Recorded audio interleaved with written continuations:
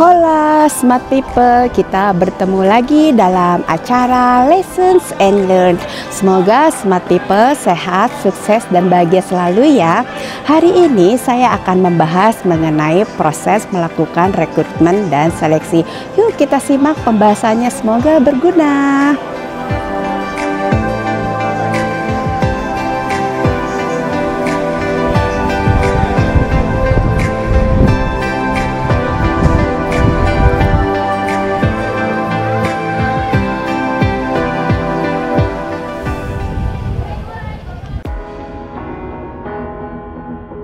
Hola Smart People, kita berjumpa kembali dalam acara Lessons and Learn. Sehat, sukses, dan bahagia selalu. Hari ini kita akan membahas materi mengenai melakukan proses rekrutmen dan seleksi SDM. Mari kita simak bersama-sama, semoga bermanfaat. Pertama, mari kita bahas ruang lingkup kerjanya. Pada materi kali ini mencakup semua tahapan penting dalam proses rekrutmen dan seleksi SDM, mulai dari perencanaan hingga penempatan kandidat. Berikut adalah lingkup kerjanya. Yang pertama, identifikasi kebutuhan rekrutmen. 1. Berdasarkan rencana kebutuhan SDM atau kekosongan posisi. 2. Termasuk jenis posisi, apakah tetap, kontrak, outsourcing, dan waktu pengisian yang dibutuhkan. Yang kedua, pembuatan job description dan job specification.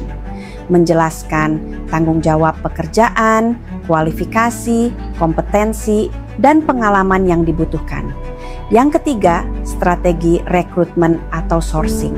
1. Menentukan media rekrutmen seperti online atau job portal dan LinkedIn, offline, internal seperti mutasi dan promosi serta outsourcing. 2. Membangun employer branding untuk menarik kandidat berkualitas.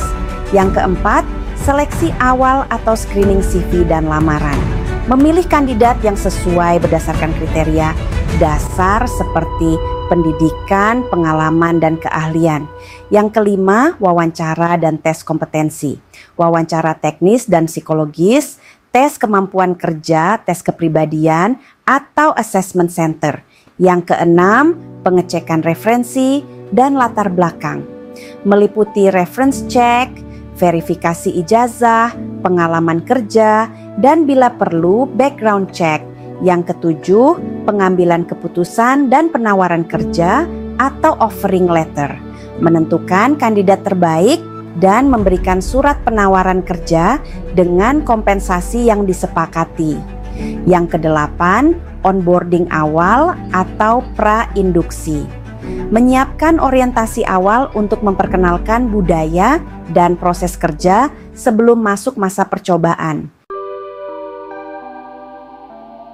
Lalu yang kedua yaitu kendala di lapangan.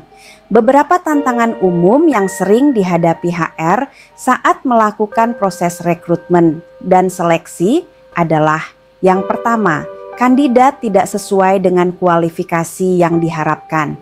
Banyak pelamar tidak memenuhi syarat minimal meskipun jumlahnya banyak. Yang kedua, waktu rekrutmen terlalu lama atau time to hire. Proses seleksi memakan waktu sehingga mengganggu operasional tim yang kekurangan tenaga. Yang ketiga, kurangnya talenta berkualitas di pasar. Khususnya untuk posisi spesialis atau teknis tinggi. Seringkali jumlah kandidat sangat terbatas. Yang keempat, ketidaksesuaian budaya atau culture fit. Kandidat secara teknis bagus tapi tidak cocok dengan nilai dan budaya organisasi.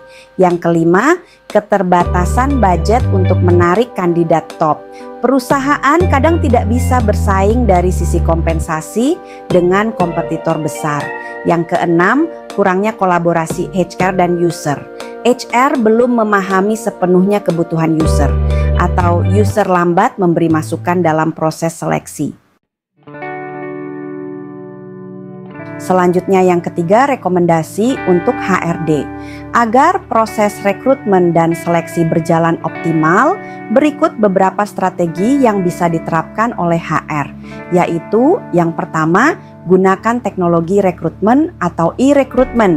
Gunakan ATS atau Applicant Tracking System untuk menyortir CV secara otomatis, menghemat waktu dan tenaga.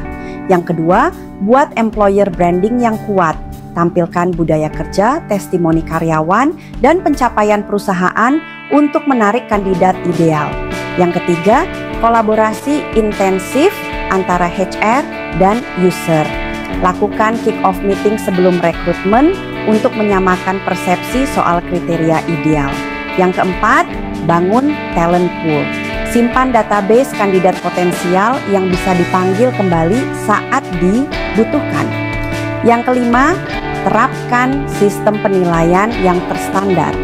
Buat format penilaian wawancara, tes kompetensi, dan asesmen untuk menjaga objektivitas.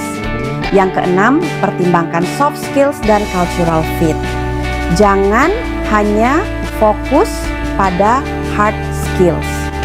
Kesesuaian dengan budaya perusahaan sangat berpengaruh terhadap keberhasilan jangka panjang. Dan yang terakhir yaitu kesimpulan. Rekrutmen dan seleksi bukan sekadar mencari orang yang bisa kerja, tapi mencari orang yang tepat pada waktu yang tepat dan untuk posisi yang tepat.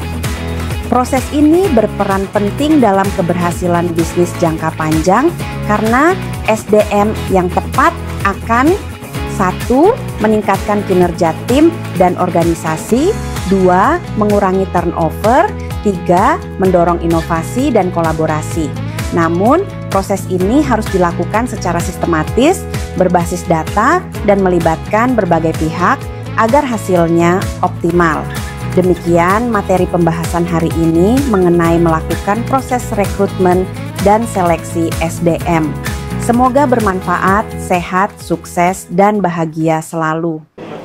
Demikian ya pembahasannya. Jika smart people merasa video ini berguna, mohon berikan tanda like, subscribe, dan share linknya ke teman-teman. Sampai bertemu di lessons berikutnya. Sehat, sukses, bahagia selalu. Bye.